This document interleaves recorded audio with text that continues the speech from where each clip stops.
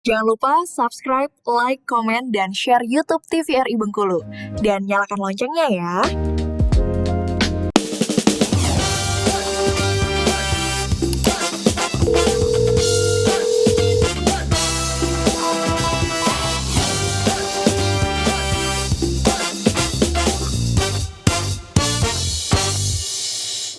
Baik, terima kasih pemirsa, masih di Dokter Kita TVRI Bengkulu dan kita masih membahas tentang cegah stunting dengan ASI bersama dengan Agung dan juga Dokter Wenti. Nah, kita kembali dengerin penjelasan dari Agung tentang penyebab dari stunting. Oke, baik.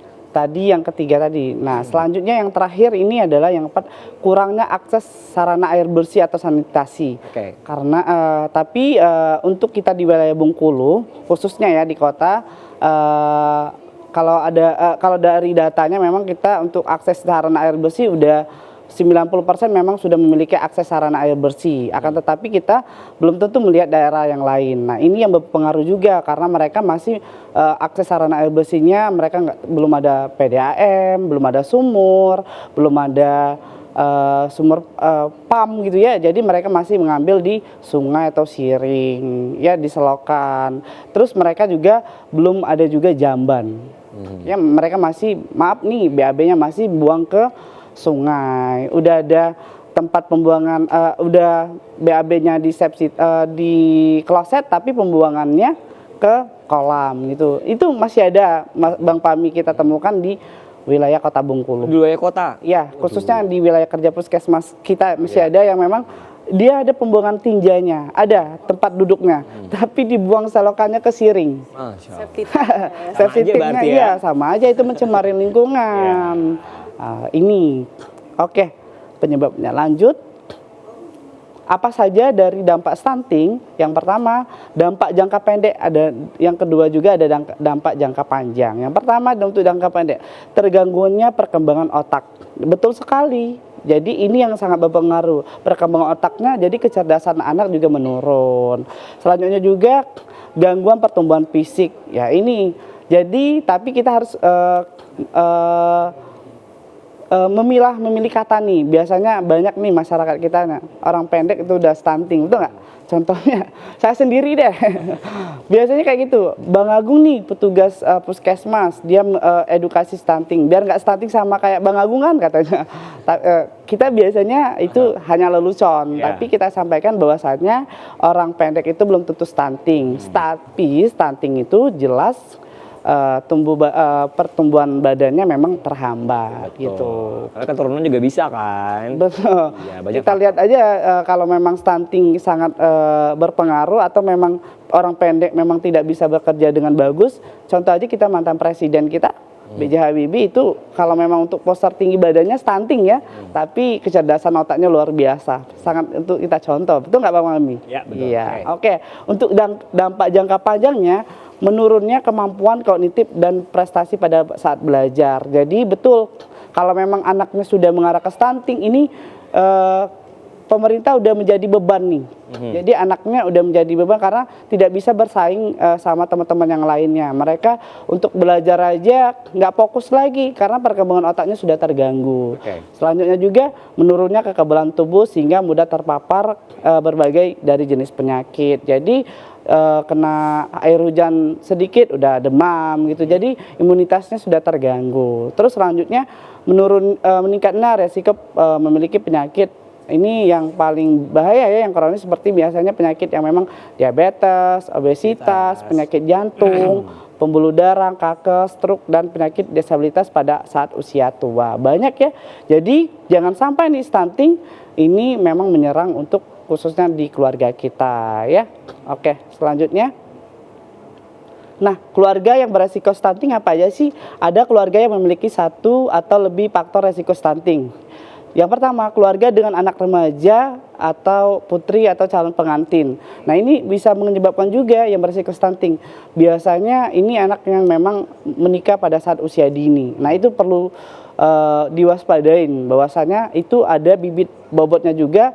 Kalau memang tidak dijaga pada saat kehamilannya, penghamilan dini, itu bisa juga pada saat lahirannya anaknya beresiko untuk stunting. Ini beresiko ya, belum tentu ke stunting.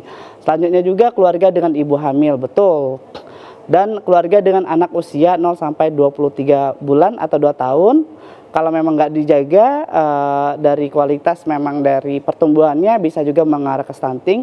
Selanjutnya juga keluarga dengan anak usia 24 sampai 59 bulan ini adalah 2 tahun ke 3 tahun. Jadi kalau memang tidak dijaga pertumbuhannya, gizi seimbang yang nggak diterapkan, anaknya juga beresiko stunting.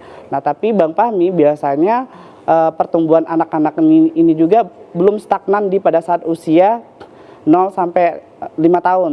Ada yang juga memang dari udah faktor gen keturunan, misalnya pada saat SMP anak saya tinggi. Iya. Ya kan, pada saat SMA pertumbuhannya masih tinggi, pada saat SD memang dia kerdil katanya, SMP, SMA tiba-tiba tinggi. Nah, karena memang posisinya dari faktor gennya juga orang tuanya tinggi misalnya, atau memang dari kebutuhan gizi, dari gaya hidup dari orang tuanya yang memang menerapkan untuk anggota keluarganya. Mungkin anaknya juga suka olahraga gitu.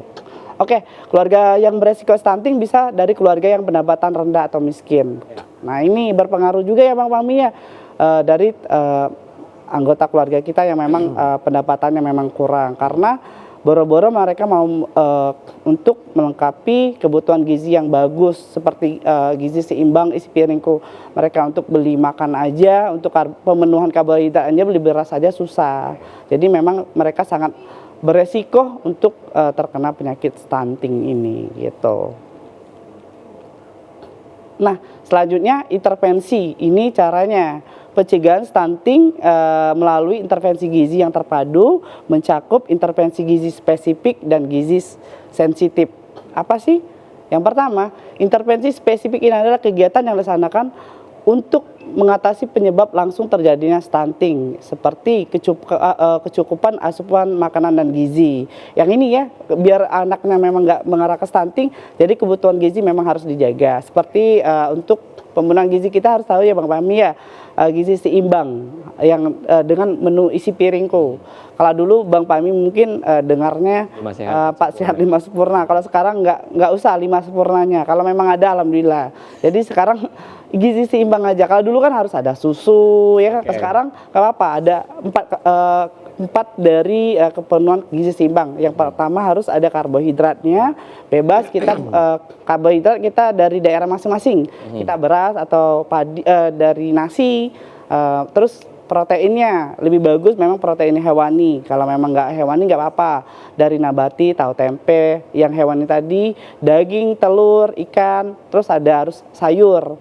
Sayur kita nggak susah ya cari ya, sangat mudah ya Bang Fahmi ya. Terus dari ada juga pemenuhannya adalah buah-buahan. Itu gizi seimbang. Nah, itu yang pemenuhannya. Selanjutnya juga yang kedua, pemberian makanan atau perawatan dari pola asuh. Nah, biasanya ini untuk orang tua yang di rumah, ini pola asuh juga berpengaruh. Biasanya ini bukan hanya yang terkena dari untuk kalangan orang yang kalangan sosial ekonominya yang rendah, yang sedang, yang tinggi juga anaknya bisa beresiko stunting juga. Karena kenapa? Pola asuh dari orang tuanya yang memang salah. Oke, baik. Ya, ini biasanya kan orang tua yang salah kan menitipkan sama babysitternya, cara pola asuhnya yang salah, mungkin anaknya jarang bertemu sama orang tuanya, jadi ini sangat terhambat juga. Oke, baik Agung, berhubung waktu tentunya, waktu memisahkan kita ya. Oh, karena masih banyak ya Bang ya? Ya, kayaknya. Boleh silakan duduk Agung. Kita terakhir dengan kesimpulannya, boleh Agung terakhir dikit saja kesimpulan untuk cegah stunting dengan ASI. Baik, Bang Fahmi, untuk kesimpulannya kebetulan saya ada inovasi mengenai Kasih Ibu Penting, kelompok pendukung ASI Puskesmas Kampung Bali dalam upaya pencegahan stunting. Jadi perlu ibu-ibu di rumah waspadai bahwasannya ASI itu sangat penting ya. ASI sangat mudah harganya terjangkau ya. Memang nggak susah didapatkan gitu. Jadi kebutuhannya memang sangat penting untuk orang-orang tua di rumah, ibu-ibunya memberikan ASI gitu. Oke, lanjut. Baik, terima kasih ya untuk Agung, Wengti juga thank you. Pokoknya intinya sekali lagi ASI merupakan mencegah untuk namanya stunting ini sendiri ya. Baik, semoga bermanfaat apa yang telah kita sampaikan hari ini. Terima kasih banyak. Akhir kata, wassalamualaikum warahmatullahi wabarakatuh dan sampai jumpa kembali.